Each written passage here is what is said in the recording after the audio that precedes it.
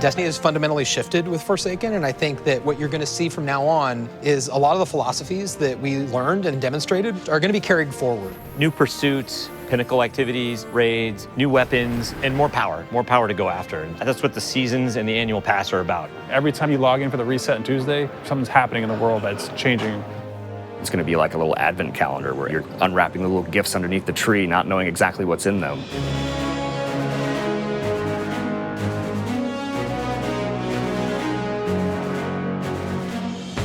We're not trying to do DLCs anymore. We're not trying to introduce a brand new campaign. Instead, what we want to do is deliver 3 full seasons of content that can last for an entire year and that is coupled with the end game and matches the way players play Destiny.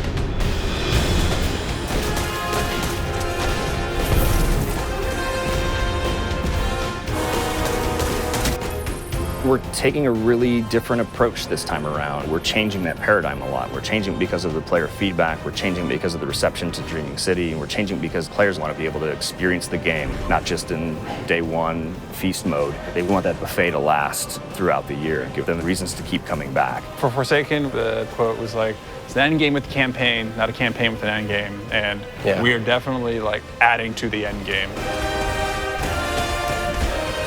Seasons are really about having content that is available for all players. It's Iron Banner, Crucible, holiday events. But Annual Pass is about having this additional layer of premium content on top of that. The most exciting Destiny is that kind of unexpected Destiny. That is so cool. They like open up portals. We had secrets in Forsaken, and now we want to do more secrets. We can't talk about those, otherwise they wouldn't be that anymore. So the nature of trying to surprise people is that sometimes you're going to land things and sometimes you're not. The Forsaken Annual Pass is about continuing to like take those chances and take those risks and trying to surprise people with the different ways that we're going to deliver content. Dude, this is awesome. It's tasty, nutritious, and delicious. It is dead taken. Whisper of the worm. Heck yeah. Woo, baby. I'm not at 600 yet. I don't know if you are, but like 580. 580. Yeah, 564, I think. He went on vacation. I went on vacation, so. Every season, we are going to be raising the power cap by 50 for all Forsaken owners. They're still going to get new gear. They're going to get to raise their power to improve their Guardian. For the annual pass, we want to provide a new way for you to pursue the end game. So in Season of the Forge, that's going to be the new Black Armory forges and a new Horde mode-based experience.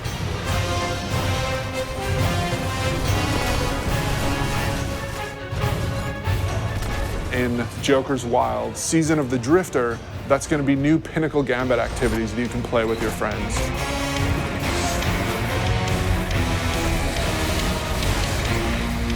And then in Season 7, the focus is really on discovery and subversion and exciting new secrets that we can't wait for players to discover themselves.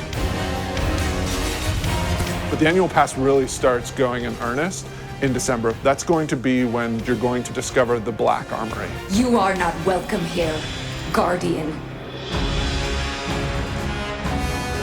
Ada is representing the Black Armory, a faction that you've never heard of before. The Black Armory is all about mystery. They're all about being the ultimate weapon crafters.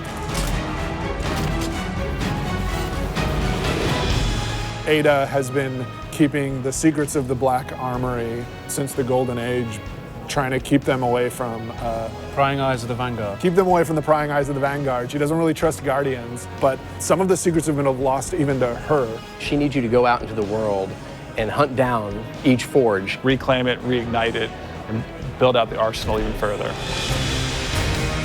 You will have to push back waves of enemies so that you can actually get your components into the forge and manufacture your weapon yourself. You're the blacksmith, and you're forging those weapons. Yeah. Like sci-fi meets magic. We've heard players asking for matchmaking and activities. This new Forge activity delivers on that. We're trying to address the challenge with like Escalation Protocol and Blind Well, where we know you want to play with people, you want to matchmake with them, and so this is our first step into solving that problem. The Black Armory is these lost craftsmen who develop these special weapons that from founders we haven't seen before, all coming from the Norse and Japanese and French family lines.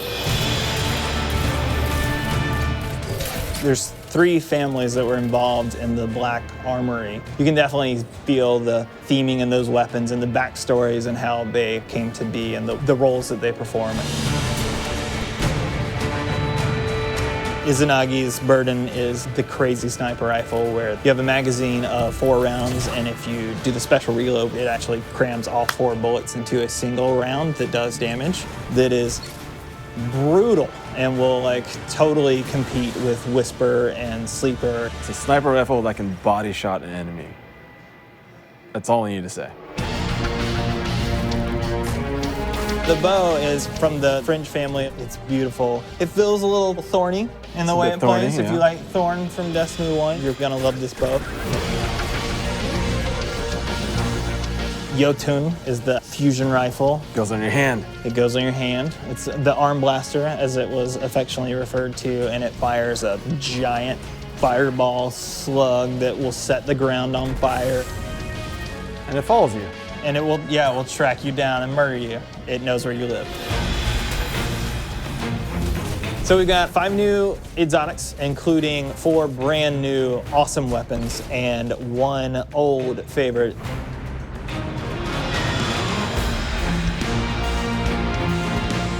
We have new legendaries, including the returning archetype of the machine gun. And then we've got a bunch of new weapon mods for you to configure. And we have new perks that basically you have more options within columns.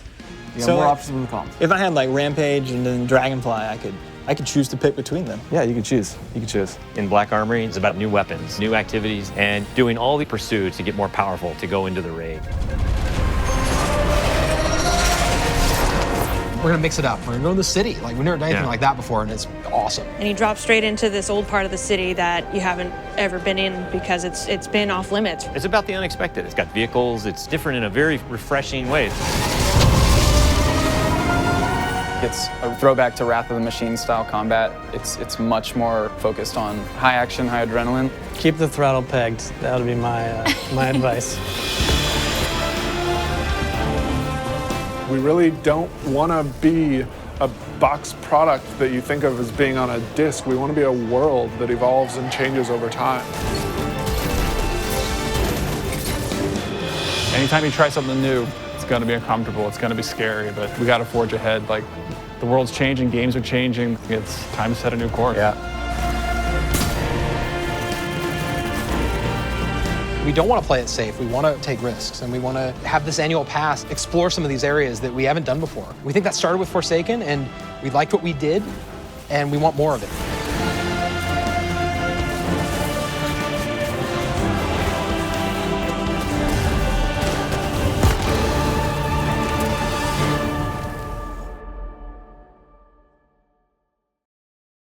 PlayStation